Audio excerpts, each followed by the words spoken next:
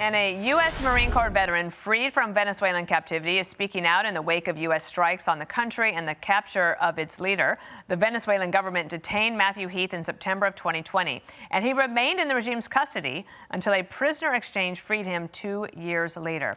And Matthew Heath joins me now. Matthew, could you respond, any thoughts that you have, because I know you know the region very, very well, to what Steve Harrigan just reported about Colombia? Well, obviously, that's a concern for all of us, is that there's a failed state in Venezuela, worse than it is now. Millions of Venezuelans, more than the 7 million that have already left the country, flee to other countries. Obviously, Colombia shares a large land border.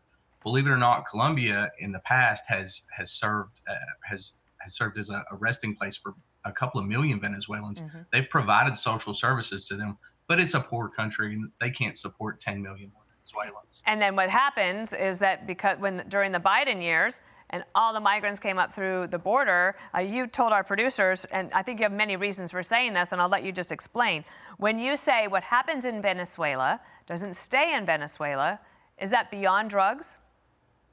Oh, absolutely. Well, so first of all, the 7 million people that have left Venezuela is one of the largest migrations outside of an armed conflict that has ever happened in the world. We see that in America. There's a significant diaspora of Venezuelans in the United States, and it's destabilizing countries all the way from Venezuela throughout South America, Central America. It's a concern in Mexico. And how do you think about the conversations happening now, saying, because President Trump keeps his options open, right? When he was asked on Air Force One last night, who's next, he could name several countries. But when you think about that, knowing the region well, what do you imagine could be on the table? Well, President Trump has a chaotic communication style. I think that his years of real estate development in New York have taught him to distract us with the left hand while he does things with the right. He's calling attention to Colombia, Iran, Cuba right now. I think that our eyes should really maybe be more on Mexico and Greenland. And why do you say that? Well, Mexico is the largest land border with the United States. So, that is where the massive majority of drugs cross in the United States is through Mexico. Unfortunately, President Sheinbaum is either being influenced by the cartels in Mexico, or she doesn't have the military power to combat them. And we just see the reality is that the border continues to see large amounts of narcotics cross from Mexico into the United States. And I think that President Trump is really serious about combating narcotics. Can I just ask you about your captivity by Maduro?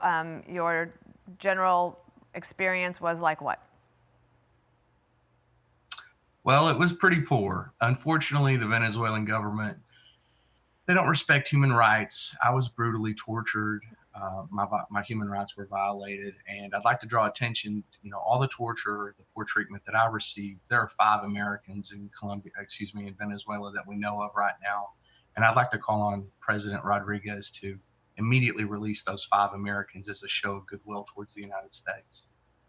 I'll second that. Thank you. Thank you for being here, and I'm glad you're here. Take care. Thank you, Dana.